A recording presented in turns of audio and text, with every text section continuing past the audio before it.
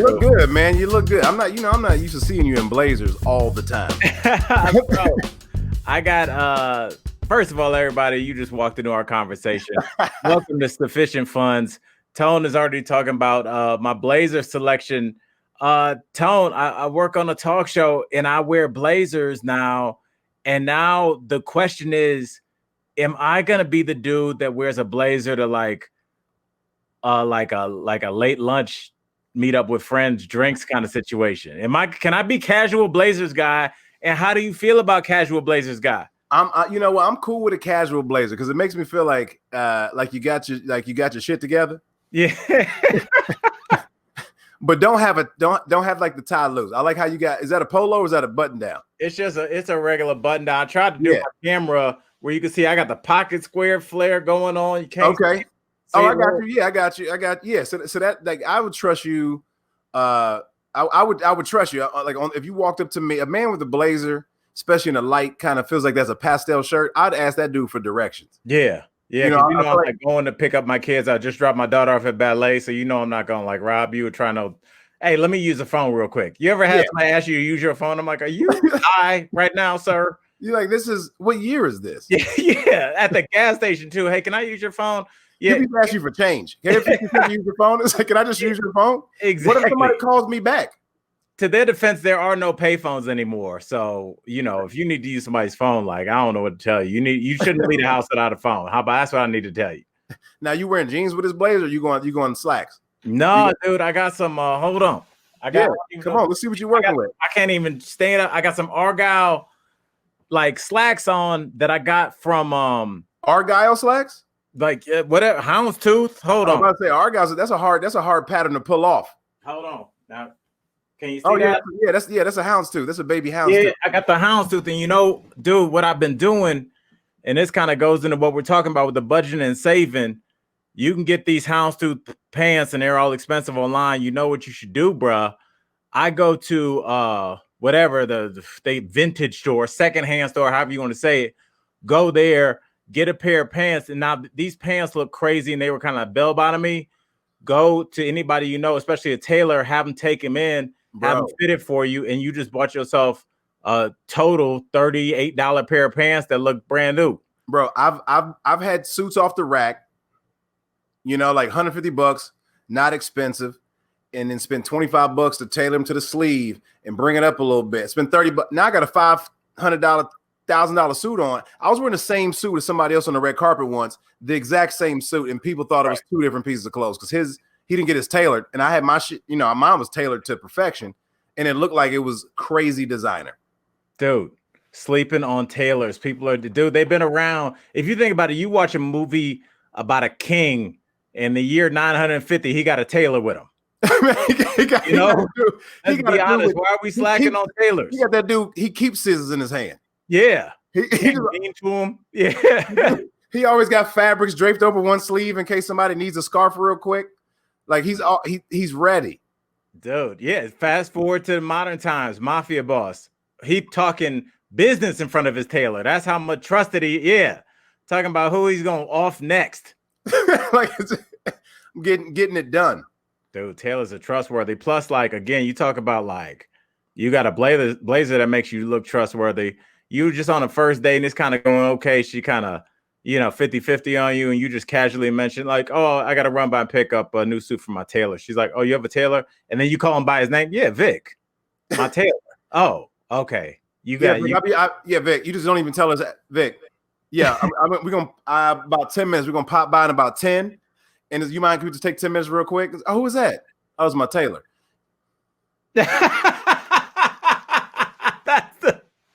She didn't even say nothing. She just texted her friend as soon as you're like, all right, girl, he gets a second date. This boy got a tailor.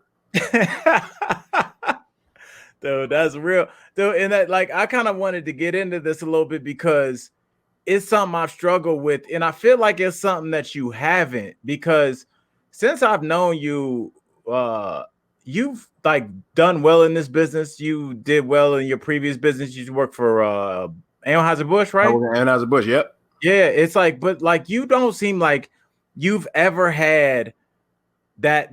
We've gone out literally probably 2,000 times together. Yeah. you're not a cheapskate by any means, but you've never been a throw your money around kind of dude, even though I know you've gotten some checks that if it was Al from Cleveland, like everybody is paying their rent that night. Anybody working at that venue, the bar back. I got it.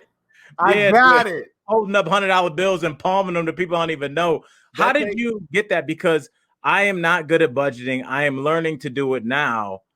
And it's much easier than I thought, because I thought it was just gonna like ruin my life. Like, oh, I can't go out with Tone because I'm $70 over my budget. Like I thought that's what it was gonna be like. But it seems like you got your own personal code. Like, how did you do that? And has it always been like that? Man, I think everybody. It's a great question. Great question. But like, here's what I think people. You have to take the lesson the first time you lose stupid money. You know what I mean? Like sometimes like you look at it like a loss. Like we always go like, oh, win or loss. Like it's a loss. But like sometimes the L is not a loss, it's a lesson. So if you don't take that lesson, that's your fault. And dude, I had a job in like 05. I'm 22 years old, probably made 60 grand. Yeah. On a 1099 though. On an independent so I'm not paying no taxes. Okay. You living like a boxer. Bro, I got 50 G's in the bank, 60 G's in the bank at 22.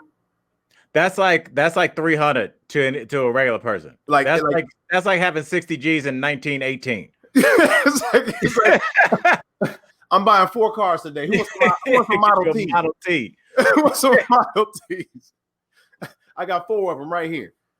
But dude, I came back home and I spent, dude, I probably from like May until end of July, August, I had one of them summers. Popping bottles, strip clubs, just like, and at the end of the summer, I blew like, man, 18, 20 grand, had nothing to show for it. And at the same time had I owed like 8, 9 G's in taxes because from this 1099, I knew nothing about it. Didn't know I was going to pay this. And then, of course, I still got my student loans. And then I got man, what happened? Oh, bro, I had my first American Express card that year. Oh, no. Oh, bro, like it was, I mean, the perks, perks with a certain card are unbelievable, but I didn't know how to work the perks. But I'm sitting here talking like not paying that, learning 27% interest is real. They're not playing about that. you're like, wait, it's 23.9 plus another 4.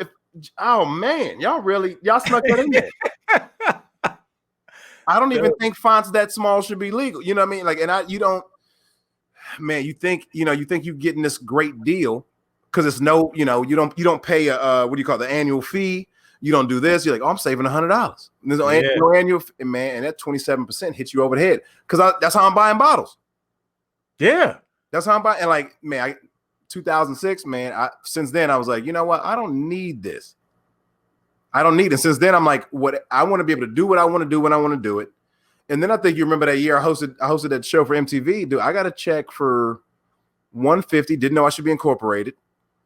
And the taxes after commissions and tax on that $150, dude, I brought home like $19,600.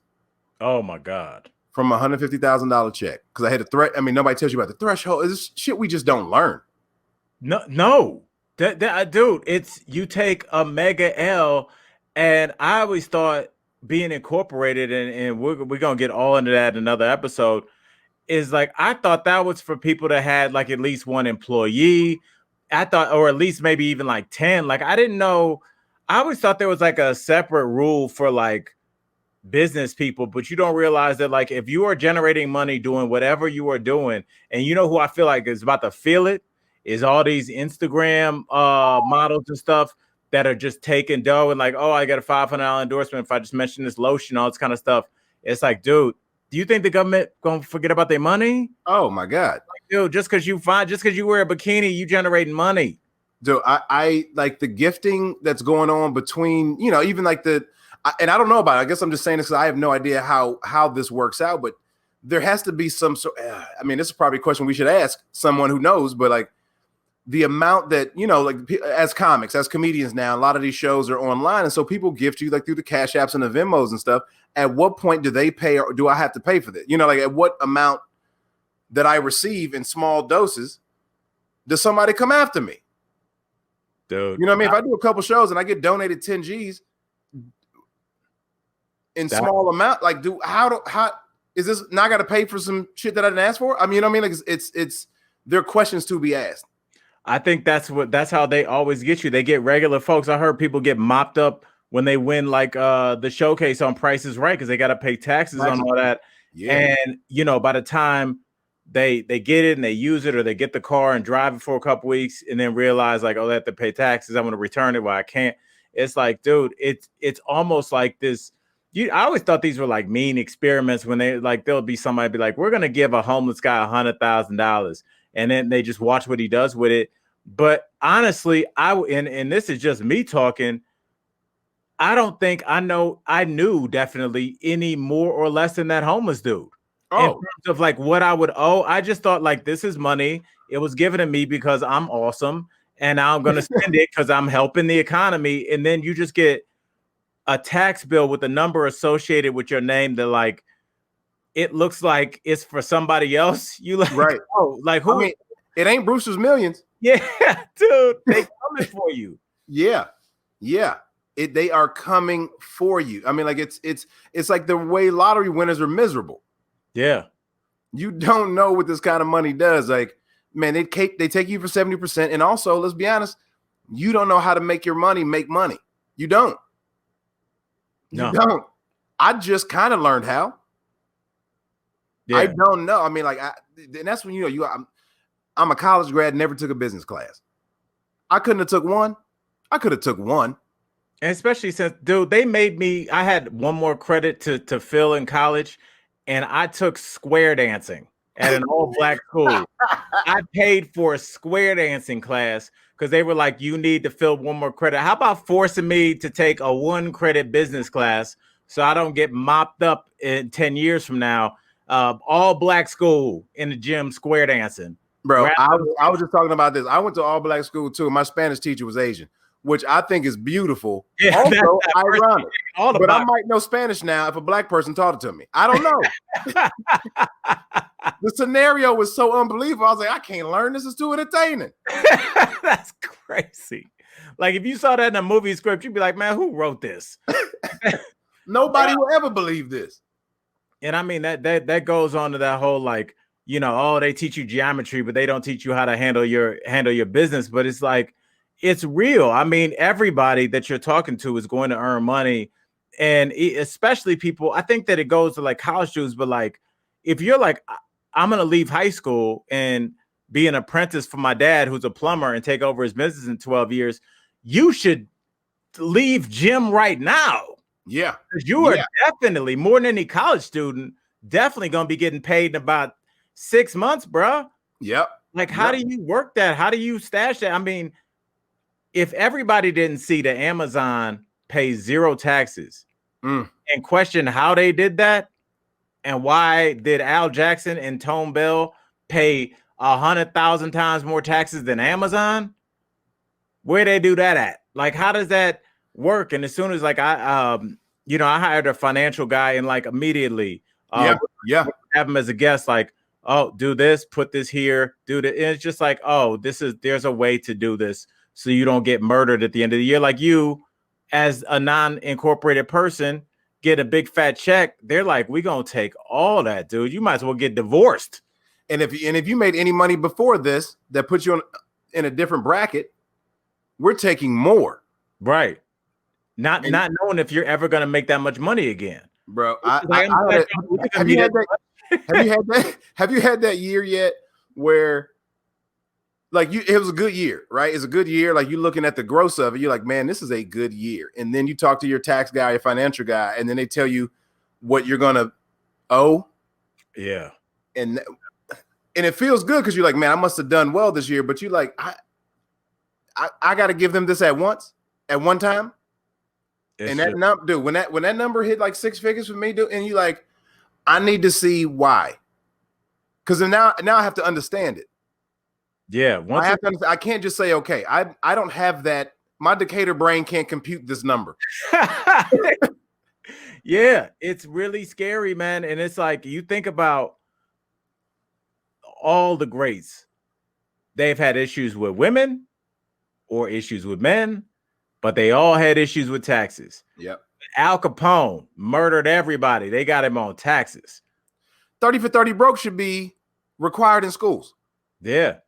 I really feel like those kind of documentaries, though, have changed celebrities that we see now. Because you see, they have business people around them. Like the fact that we know Maverick Carter's name, we know people in LeBron's entourage. Yep. That shows you that like people are like, he's not just, obviously he's more than just an athlete, but he's enough of a businessman to know that I need a financial guy. Right. And everybody should have one. I know everybody's like, well, I'm not LeBron. Guess what? The tax dude don't care. They have come for me. I have been audited before. I was audited. I was like, y'all coming for me? Yeah. I was hosting a kids show on the BBC and they going through my fun. I'm like, dude, I don't keep my records. How are you going through?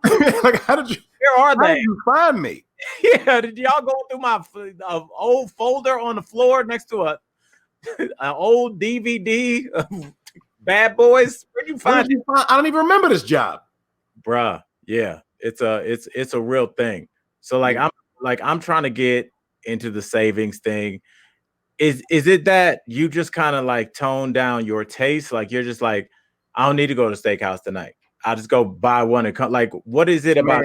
Like, it's like it's small things in life that like kind of, even what you're just saying now. Earlier when you talked about the pants, like I'm going about a pair of pants that necessarily don't fit me, but I can make them fit. Now I got a dope ass pair of pants I might have spent 30, 50 bucks on them, and I'll spend another 15 to make them look like they were made for me. And it's stuff like that. It's stuff like that. It's like I one of the things that I hated at the time but love now is at a certain point when I went to high school, I had to go to private school, okay? And it wasn't like a good private school. It wasn't like a nice private school, but it was a uniform school. You know what I mean? And that's why I don't wear polo shirts you have never seen me in a polo shirt. I will never wear a polo. You got to pay me to wear a polo shirt. I do not wear polo shirts. Polo shirts, khakis. Will not wear them again. Had to do it in corporate. But now, you know what? It's like that. I have like a comedy uniform. I don't spend crazy money. I've spent money on clothes and things when I have to. Every other thing, man, it's like, dude, I'm rocking a pair of jeans, t-shirt. Yeah. I got 6 of these shirts. Literally 6 of these shirts. I love them. I bought them on sale. That's what I wear most of the time. I got 6 of them. I'm wearing this. Most of the time you see me, I'm having this on. Yeah. And then I got put on a suit. I might have to buy a new suit, but then I'm going off the rack, getting it tailored. I'm not spending $2,000. I'm spending, you know what I mean? So like, I try to use my money wisely more so than frivolous. Cause I want something to show for it. Yeah. It just, it's this weird thing where I think everybody thinks that they got to keep up with the Joneses, which is ironically the guest we're about to bring in. But it's like, I think the older you get, the more you realize that it sucks to say no one cares, dude. No one cares. Like if you wore that shirt for 2 years, it wouldn't be me and 2 of my buddies. Hey, give me a call. Are you worried about how many gray shirts Tone got on? Like no one cares. No one goes, hey, the comedian was hilarious, but dude, his gray shirt. I mean, I wanted more color, more pop from the state. No one cares. Right. And I think it only really happens when you get older. I'm going to tell you this quick story before, because what you said just maybe like you unlocked the memory like NBA 2K. I was doing some gig. I was somewhere in the South. I might have been in like Columbus, Georgia or something. I was on the elevator. It's one of them gigs that's in the hotel. You just had to go downstairs? Yeah, you just go downstairs to the lobby so you know your career's on fire. They playing your intro music and you like, where's my room key? And so there are these 2 married real Southern women on the elevator, and they weren't paying me any attention. And this one woman was complaining to her friend. It was so funny. She was like, yeah, we got here for this real important weekend, and Doug only brought that one shirt he wears. I keep trying to get him to change his clothes, but he calls it his weekender. I was like, I want a weekender. I want to just, because she wasn't trying to be funny. She was so tired of seeing this man for years wear the same thing every weekend that she snapped on that elevator. And you know what? She checked bags and cost Doug $50 extra on that flight. Doug packed everything he got in a toiletry bag. Doug right there. I wash it and hang it on the banister. It'll be fine. He walked down the sink real quick. He the most efficient dude ever. Shout out to Doug at this weekend. Shout out to Doug. And Tone, man, I'm excited. We're going to bring in our guest right now, the wonderful Mrs. Phylecia Jones. Are you there, Phylecia? PJ, where you at? Come on in. I'm here. How are you? Look at you. Y'all talking about good old-fashioned Southern women here. I'm from Alabama. Yeah, shout out. We're in Alabama. Birmingham. All right. Oh, you still wait? Are you in Birmingham right now? No. I live in Colorado now. Oh, good. I'm so glad you got out. Birmingham's a fun city, man. They got good food down there. We did a show. Me and Hannibal did a show down there a couple of years ago. And Birmingham's got some legit barbecue. I had a good time down there. I'll be back. Birmingham's cool. I miss home, and some days I don't miss home. Yeah. Well, now we're here in Colorado together. That's how I met you on one of the shows I host, Daily Blast Live. Yep. You are our budgetologist, all things money guru. You are that woman when it comes to money. And we had to have you. First of all, thank you for joining us on I'm excited. Thank you. Funds. I want to get into your background a little bit in Tone. The first thing I want to talk about, because I'm looking up stuff on Phylecia, and you were a Navy computer scientist. And I was like, that sounds like what dumb people yell at their spouse. Like, what do you think I am, a Navy computer scientist? Like, it doesn't even sound like a real job. How do you even? That is so cool. Like, how? It's like when somebody can't work your dishwasher, you're like, how you turn a dishwasher on? I was like, what? It ain't Navy. It ain't Navy computer science. Put detergent in and press start. Yeah, that's right. Well, I'm glad you found that, because I thought you would have brought up, because I was in a circus for a summer too. Oh, you were what? Yeah, I was in a circus. You can't stop with that. Yeah. Yeah, you doing taxes for the circus, or were you performing? So in my day job, I was a computer scientist for the Navy, but I used to be a dancer and a professional cheerleader, and I was a baton twirler. So that's kind of what I did after work. If you were in the Navy and juggling on the side, that is unbelievable. I was a civilian, so I wasn't enlisted. Navy was her side hustle. Like, that's how dope she is. She like, I'm gonna run through the Navy real quick. Y'all gonna be here? I'll close my tab when I get back. Yeah, y'all can't deploy me. I got a couple shows coming up. All right, so circus performer, Navy. No, we can go. Yeah, we go. Stick with the Navy science. So tell me about being a Navy computer scientist. What does that entail? How do you train for that? What is that? I mean, basically, I went to college. I went to an HBCU, Morris Brown College in Atlanta, Georgia. Yeah. So got my bachelor's degree in computer science. And I got recruited to be a civilian computer scientist for the Navy out in San Diego. So I just went right after school and eventually got my master's degree in systems engineering. But I got to kind of travel to quite a few different places playing on computers around the world. And that's how I became a scientist for the Navy. Oh, my goodness. Oh, man. That's I just feel dumber with every word. And how long? Wait, if you don't mind me asking, how long was that period? So college, regular 4 year. I did 5 years. But I was I worked for the Navy for 11 and a half years. Then I transferred to another Department of Defense agency in Colorado for 2 years. Oh, and then I took an early retirement at 36. Pardon me. Wait, you are retired? Yes, technically I took a retirement when they offered. First of all, you got a lot of look like that when you're retired. You can't have your whole life ahead of you. Like officially retired. I'm kind of retired. People that's retired not supposed to iron no more. Look at you. You look like I don't iron. I changed my shirt like 5 times. I had to find something that wasn't people wear silk. Smart people wear silk. Like, I ain't got to iron this.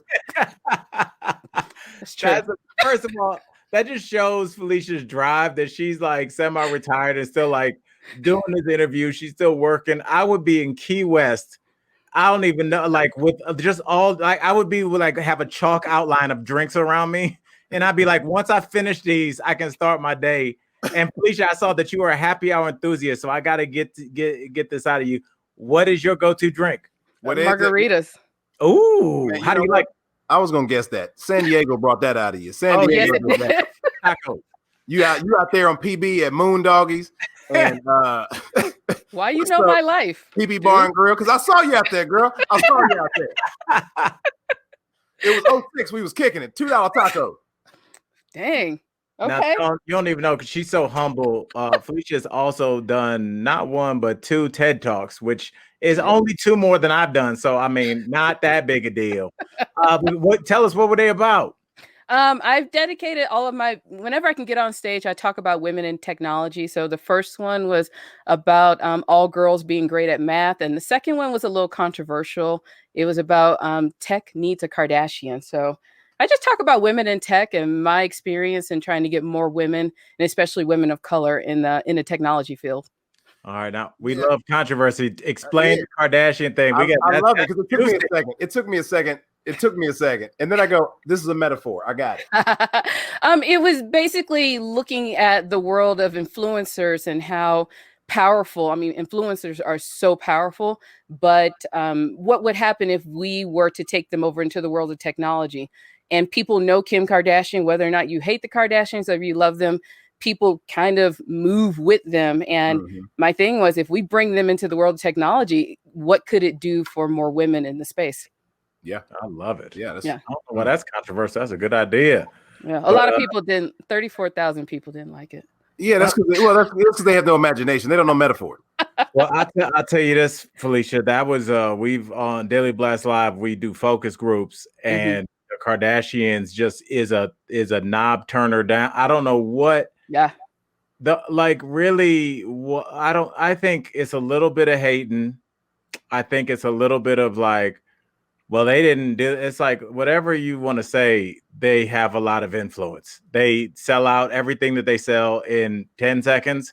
I would say that counts for something, but I guess because we're gonna let our feelings get involved, then that doesn't mean anything. So I just call it jealousy. I think that's what it is. It's okay, guys. They figured out. They got around the system. You know. So, hey, I'm sorry. That wasn't my fault. So. Phylecia, this is going to lead us into our first question. And, here on the show, this was kind of inspired because I listen to a ton of rap. Tone and I actually do a comedy show based in the world of hip hop. And so like, I've always thought that hip hop leaves like coded messages about financial wealth and wellness. And like, so I've always been trying to dissect those. So I take I take certain lines and then I kind of form questions out of them. The first one is Jay-Z. He has a song back in the day, one of my favorite beats. It's called Who You With. And he says when you leave the credit cards and the bank book and take everything you came with. So I asked that, I say that to ask this question. When you are married, if you marry somebody, do you marry their debt? And if you divorce them, do you divorce their debt? Ooh. Whew, man, how many hours we got for the show? What time you need? We got a premium account, baby. Okay. All right. All right. When it comes to marriage and debt, whatever debt you accumulated before you got married, it is still yours even once you get married. So it stays in your name. Now, here's the tricky part. Once you get married and you start accumulating debt together, it belongs to the marriage. And so when you get divorced, whatever was part of that marriage, I mean, you got to figure that out when you hit the divorce attorney. So whatever was yours is yours when you come in, and then after that, it's like ours. So let's just say that does merge. So it does merge. So if I come in, so if you and I got together, and I got 10,000, I'm 10,000 in debt, and you and I. And you and I have 5 together. Now we have 15 together. Actually, no, we only have that 5 together. Okay, so that 10,000 you came in with, that's yours. It's not mine. I don't like your finger pointing, but thank you for that. That 10,000 got a Tone name tag on it. So let's for example, let's just say you own a home and you have student loan debt and you're single.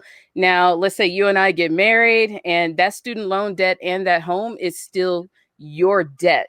Now, if you sell it and we get a house together, now we have that house debt together, but that student loan debt is yours. Now, the tricky part about this is just because somebody's debt stays theirs doesn't mean it won't get in the way of future things. So if somebody is really poor off with debt and you're trying to get a house and you need both of you to sign up for it, you may run into issues getting cars and things like that. And also you have to decide whether or not, I call it the house.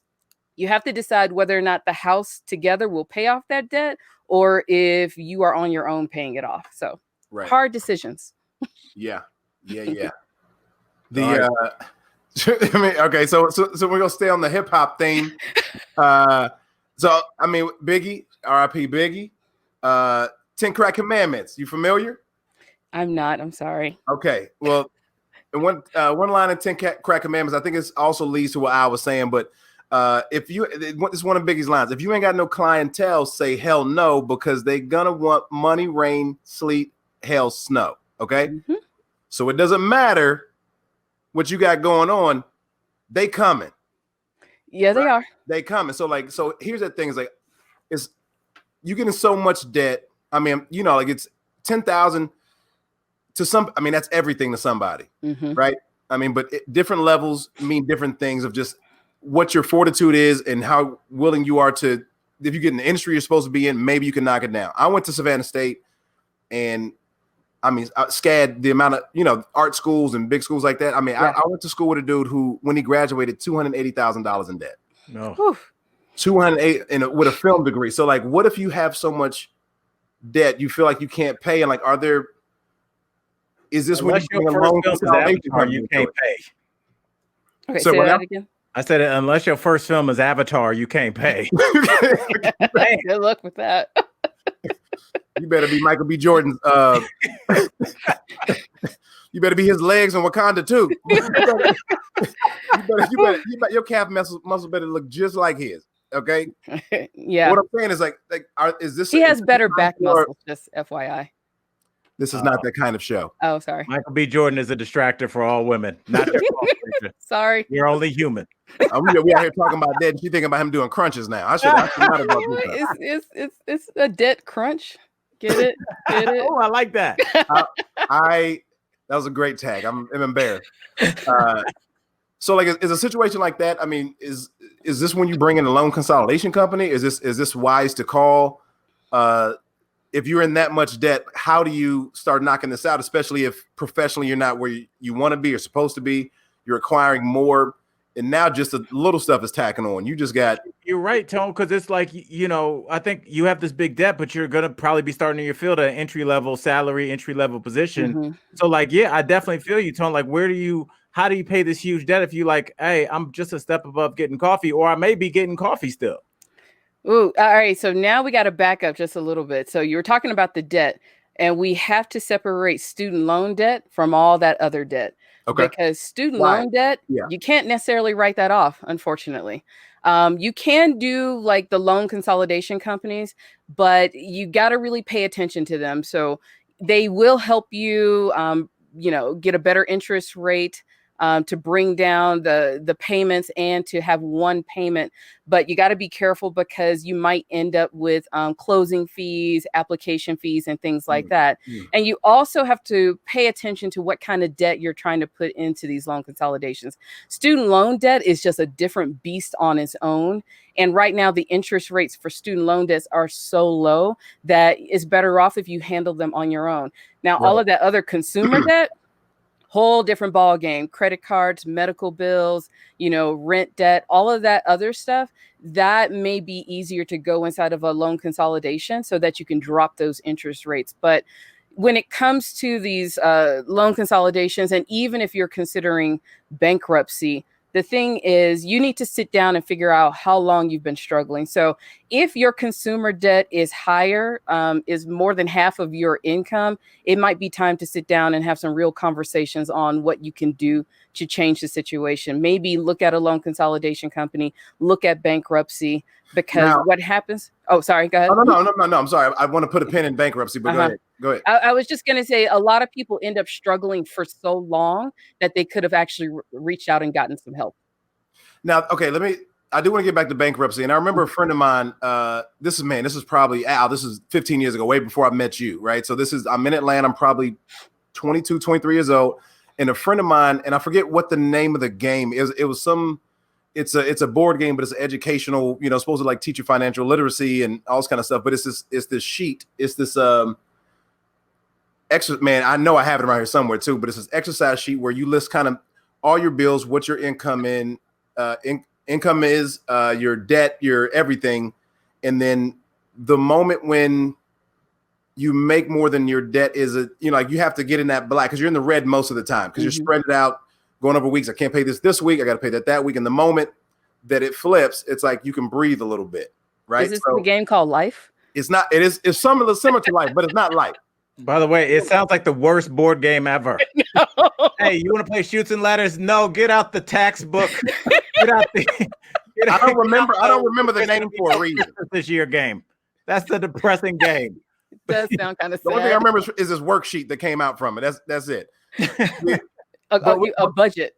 When it comes to bankruptcy, I guess I don't think a lot of people personally think about you filing as a person bankruptcy. I think you always think about it being a company or some sort of business filing bankruptcy. But as a individual, can you talk about that, of like a situation that causes a personal bankruptcy?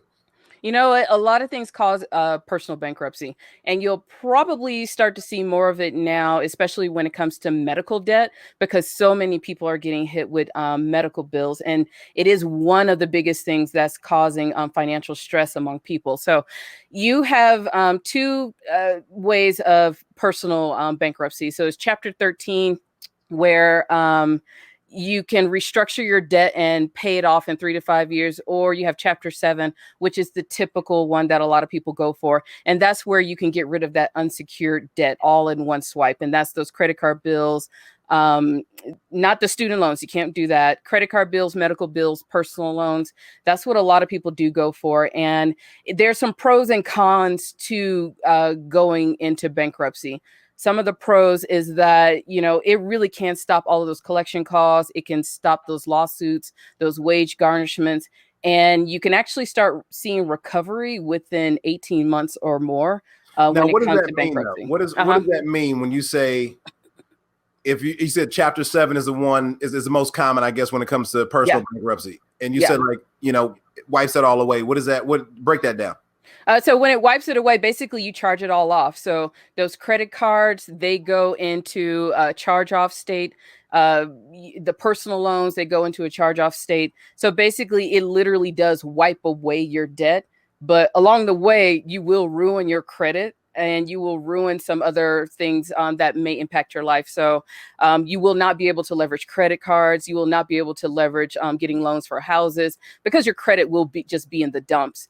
Also, nowadays, you got to really think about if bankruptcy is the right one for you, because a lot of jobs want to see your credit report, insurance. You may have higher insurance rates. But the thing is, it's not an easy decision to walk into. You just got to really have a long, hard come to Jesus moment with yourself and really look at your finances. And hopefully you learn some different behaviors along the way. So I would just say if somebody is struggling, I'm not saying okay, I can't afford my Gucci bag this month, but you are down to eating one bowl of ramen a month or something like that. You might want to go look into some of these other options to help you get back on your feet, so you're just not struggling for so long.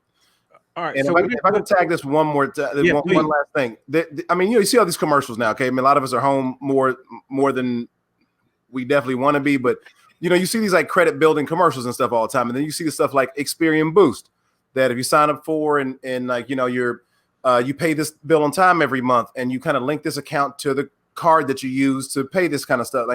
You'll grow 25 to 40 points in the next week. And it kind of keeps you are programs like this good, or are they, should we be involved in them?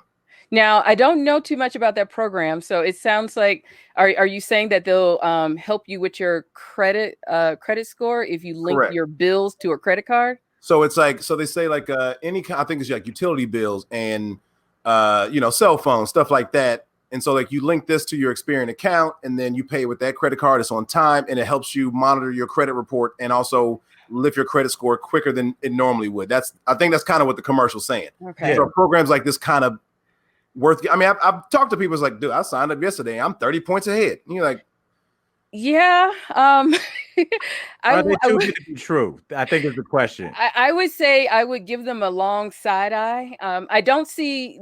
I see the positives, especially if you're trying to raise your credit score. Paying your bills on time, that is an absolute way to to show the rest of the world that you are credit worthy. Now, the problem I would have with that is that if you do get behind, it's going to instantly hit your credit report. So, and since you're doing it with a credit card, that's where we get into problems when we get behind and everything is on a credit card. I've learned that credit card companies are a lot smarter than us.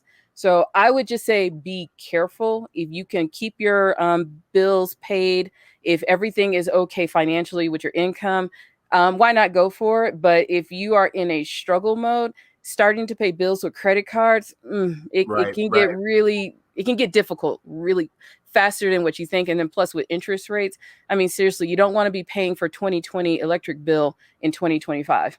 Sure. That makes sense. And that leads us right into our next segment. I love this segment. It's called Hit Me With That or Miss Me With That. And I'm just going to say what it is. And you tell me, hit me with that if it's something you should put on a card, or miss me with that if it's something you shouldn't put on the card. Okay. Hit me or miss me. First thing up, a dinner date. Well, okay, rules. Is this what I would do or what I would recommend for somebody else? Because right now, no, Al, I need you. Yeah. Build her character. Build her character. You make $47,000 a year. Okay. Okay. No. You know what? You make 54. You just got a raise. You make $54,000 a year. You are not a Navy computer scientist. That is not what you do. You are the regional manager to Joanne's Fabrics. Okay. Yeah. It's a good job. You got benefits and everything. Does he have debt? Does he have debt? Does he have kids? What's going on? No, this is you. This is me. This is you. You're the regional manager. We'll give you a nice round number. You make $60,000 a year. I'm cool with that. Working for Joanne Fabrics, and you're in Omaha, checking on that store there, and you meet a good-looking cashier at Joanne Fabrics, and he's like, "Hey, let me take you to the best steak dinner in Omaha. They have great steak in Omaha, by the way." Oh, he's paying? You're paying. Now, do you throw down your card, your debit card? Like, she's like, well, we're not going to dinner. Okay, it's his birthday. You met him today, but it's his birthday. It's his birthday. I met him today. You met him today, Lord. But you know what? He had a nice. You like the cut of his jib. Mm-hmm. He looks like Michael B. Jordan. Yeah, Michael B. Jordan. Okay. An undiscovered Michael B. Jordan in Omaha. Y'all got to put it in context for me. He wants to steak dinner for his birthday. You like the cut of his jib. Looks like Michael B. Jordan. And he's into some fabrics that are brand new. Go. Oh God. I will put it on the debit card. You can hit me with that one. Put it on the debit card, because then that way it's not on credit. Wait, okay. So the dinner is $97. You're still going debit card? Yeah, I'm going debit card because hopefully I've allocated my entertainment budget. So debit card. All right. From now on, he's paying. Now you rented a car, driving around, but unfortunately Joanne doesn't give you, they don't pay for gas. Look, money doesn't grow on trees. So Phylecia, do I need to hit you with how many times? Al, let me ask this. How many times a week is she filling up? What kind of car is this? This is the rental car. So it's a rental car. She's going from store to store. So she's putting $100 of gas in her car a week. A Camry. That's about a Camry. Okay. Yeah. Hit me with it. Put it on the credit card. Okay. Any advantage to put it on a credit card? Depending on the type of card you have, sometimes you get some of that extra protection that comes with the credit card companies when it comes to rentals and when it comes to travel. So, and that way you have a nice paper trail. You don't want to put these things on your debit card because sometimes they will hold a large amount of cash that you don't have access to. So put it on the credit card. All right. Now, you are, you're working for Joanne Fabrics. But you did go to college, so you got those student loans. Would you put that on the credit card, hit you with that, or miss you with that? I don't even think you can put student loans on a credit card. I'm sure someone out in your audience will let me know, but no, don't put that on a credit card. The interest rate is already lower on your student loan. Hopefully, if you did a government subsidized student loan, it's usually less than 7%, whereas a credit card, 16 to 29%. Don't do it. Now, may I ask this? Can I pause this real quick? Now, let's say let's say I can put it on a credit card. Let's say I'm gonna knock out my it's 883. It's 883 is what I got to give, and I also have that in cash. Should I use that for? Should I put it on a credit card and then immediately pay that off to hopefully get some points, or I paid this card off in time? Like, is that like a twofold thing that I can do? I paid with the credit card, but also I'm paying the credit card off right away. You know what? No reason? It depends on what kind of credit card you have. If you want to try to maximize for points, I would say if you are just trying to get on the right side of your money, don't worry about points. Use the cash, pay it off. That means you don't have debt, because we don't want to transfer hopefully a low interest student loan to a high interest credit card. We don't want to do that unless you're about to pay it off like the next day. And if you're trying to play those types of games, which we're never that smart, the credit card company is always smarter than us. Just take the cash and get rid of the student loan. All right. Last question before we get to our last question, but this is going to be a good one. You're going to like this. I got some good news, Phylecia. You ready for it? Oh, yeah. The dinner date with Michael B. Jordan that from Joanne Fabrics went Michael great. Michael D. Jordan. And, he's, you guys been talking, even though you're traveling, you're talking to him in a hotel, letting him know you got in safe. It's just working out. I made it back to the Residence Inn. And he says, hey, I got a travel voucher. And I want to go on a trip, but you know what I make, so I can't pay for the whole trip. So will you go to Puerto Rico with me if I pay my half and you pay your half? Now, would you pay your half on a card? Should I hit you with that? Or do you just go cash? We got so many questions here about Michael D. Jordan. Yeah. He's just a young brother out there trying to make it. The D stands for David. Make it and go broke. Michael David Jordan. The D stands for David. But all right. I'm sure I got some other questions too. I will say, hit me with it. I would put it on a credit card because you get some of that extra travel insurance. I actually have travel credit cards, so I would actually go for the points with that one. And if things go crazy, your credit card company can kind of help you out. So I would hit me with the credit card. All right. And Tone, we're going to lose Phylecia in a second because she's so busy. She has another meeting, and I messed up the times because I have dyslexia. Actually, I have more time, so you're good. Okay, good. All right. Well, that's what's up. All right. Well, then let me get to this last hit me with that or miss me with that, because I feel like it's going to affect most of our audience, including you, Miss Margarita, and Tone with your scotch. I'm at the bar with friends. You know what? Phylecia and Michael D. Jordan, they just decided he's going to switch doors, move to be a little closer to you guys. You guys are moving in together. You know what? I want to buy a round for everybody. Should I, Al Jackson, I'm going to round it up. I'm going to throw it down. How many of it? It's got to be at least 9. It's 9 of us. There's 9 of it. I'm buying 9 drinks in lieu of your new love. Now, Phylecia, I'm asking you, I've had a couple drinks. Do I put that on a card or do I pay for that? Nah, they $14.99 a piece. Some people got salt, some people didn't. Yeah. Okay? So this is you talking about when they ain't paying, everybody gets top shelf. Yeah, exactly. You talking about Grand Marnier on the top, they adding $4 per.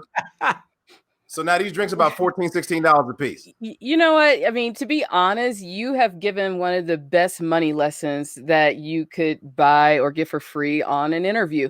You need to switch up your friends and who you hang around. That determines how much money you will be spending. Yeah. Lifestyle choices matter. Just saying. So I told one of my friends, I'm gonna say this because what you just said, a friend of mine was like complaining about money, but I'm like, why are you always at brunch? You can't go to brunch no more. You can't go. You can show up, but you can't eat. You can't eat. Your brunch costs you $60. You know what you need to do is PB&J on the way there. You need to brown bag it and then have bottomless mimosas. That's all you're gonna be able to do. I think brunch is the biggest ripoff in the history of American finance. I used to cook breakfast for Embassy Suites hotels. Eggs cost -7 cents. Bacon is free. Pancakes is dough. And the worst sugary champagne you pour on somebody if they just cross the finish line. Why is my bill $89? It's the experience. You got that canned frozen orange juice. There's some dude down there muddling and just pouring. Dude, if y'all don't get out of here with this brunch bill, it's an experience. Come on. That's what you do. You're gonna keep drinking in the morning. I don't like cold salmon that much. Exactly. I'm tired of expensive brunch. But we are at brunch. So Phylecia, do I throw this down on brunch? Do I throw this card down, or do I just pay? Man, oh gosh. And have some cash and pay for that and be done. Because all you're gonna do is just be mad when you see the credit card bill. Yeah. Miss me with that one. Cash. Cash is king. All right. Well, Tone, we're gonna get to our final segment. Yeah. Young Bucks, named after Tone's favorite rapper. Phylecia, you get a chance to get a time machine and go tell your younger self, just embarking on your career, one piece of financial advice you wish you had known before you got started in your adult financial life. What would you tell yourself? Don't go to Omaha and meet a guy named Michael D. Jordan. Hey, those abs are real. He got the 8-pack with that little weird muscle on the hip side. Come on, you can't find that nowhere else. They all look the same when they turn 50. That's okay. Except for Idris Elba. Well, that's just one man. Oh gosh, if I could go back in time, what I would tell myself is watch the money. Seriously, even if I didn't like budgeting, if I thought I sucked at it, the more I did it, the better I got at it. Pay attention to every last dime, every last dollar, especially, things that are going on right now in the world. So pay attention. You're going to wish you had done that a little bit earlier in life. I will also just say, weigh experiences versus materialism. I think I heard you over when I was in the green room waiting. You spend so much money when you're young. I learned about money the good old fashioned way when I worked for the Navy. I just spent every last dime of it. Right. And now I still got purses that cost $300 that are sitting on the shelf in their own bag in the closet that I can't use. And you know what? Now I would just rather go for the experience, trade that $300 bag in and maybe go do something across the world that's a little bit more. That'll leave a better impression. So just weigh experience versus materialism and just pay attention to the dollars. Phylecia, if you hadn't bought those bags, you could afford Michael D. Jordan's plane ticket. Yeah, he's young though. Y'all could be on a cruise. Now y'all got a room with no view on a cruise. Yeah. They on zero deck. I have never been on a cruise. You ain't never met Michael D. Jordan either, but he out there. He out there. Tone, It's true. You and Phylecia, I just want to say this. We're just getting this show going, and your presence has been invaluable. The only thing that we request of you is that you please come back and make this a regular segment, because I like a lot of folks, I'm almost jealous that I'm doing this show because I wish I had been able to be younger and watch this show. Yeah. So you have a lot to teach people. And if you're not on the show, and people really want to continue to learn, as they should, tell people how they can catch up with you the easiest. You can actually find me on my website at Keep Up with Mrs. Jones. It's that simple. KeepUpWithMrsJones.com. That domain was not taken? Huh? That domain, I can't believe you got that domain name. That's Keep Up with Mrs. Jones. I got it when I got married, so I figured I needed to cash in on this last name. Man, it's a great name. Keep Up with Mrs. Jones. I love it. All right, and just before we go, Tone, I'm gonna say I learned a lot. I learned about a lot about love. Even though sometimes you got to split it up. He better no romance before finance.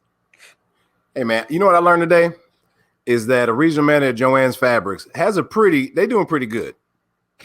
Yeah, they're doing pretty good. They make good decisions in Omaha. In Omaha, when to use credit, when to spend. Look, if you're gonna find you somebody, that's how you do it. Go to Joann's Fabrics. And let's keep 100. There's more than one Joann Fabrics in Omaha.